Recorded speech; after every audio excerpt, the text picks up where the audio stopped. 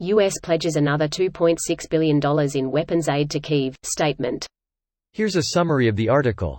Washington, April 4. The U.S. unveiled $2.6 billion worth of military assistance that includes 3 air surveillance radars, anti-tank rockets and fuel trucks, the Pentagon announced on Tuesday, as Ukraine prepares to mount a spring offensive against Russia's invasion.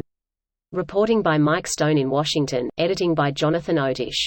This post received a score of 9,700, with an upvote ratio of 93%.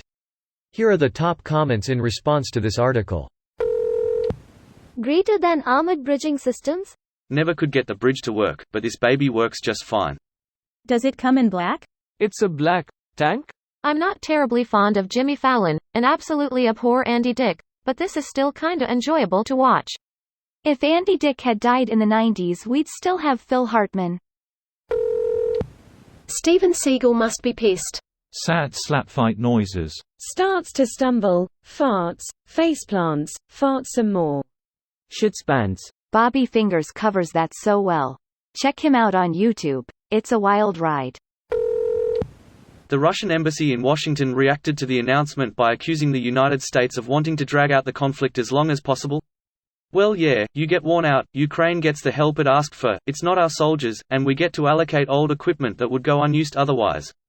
It's a win-win-win-win. Has somebody told them they can shorten the conflict dramatically by surrendering? Or at least packing up and going home? I'm sure we can restrain the Ukrainians from chasing after them since they need us to help them rebuild.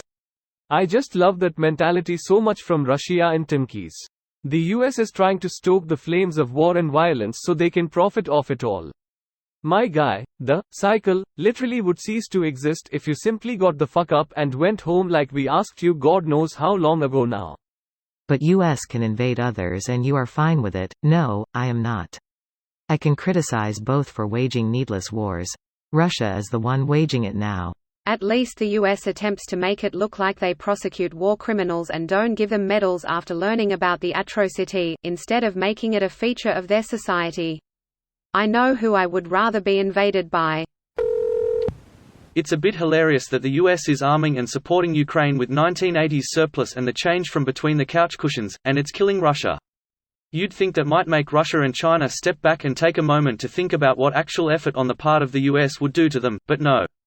China has completely reassessed its alliance with Russia, not to Russia's favor of course. When she went to visit Putin, Russia put on such a big show for him. When Putin asked him for China's support, Xi's response was basically, "I'll think about it." Then he held a summit for former USSR Central Asian countries and didn't invite Russia.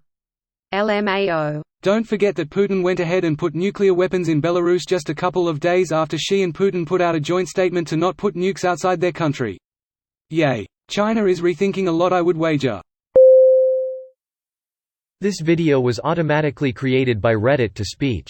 The article and comments in this video were selected from Reddit according to their upvotes, and any paraphrasing was performed by smmry.com, without any human intervention.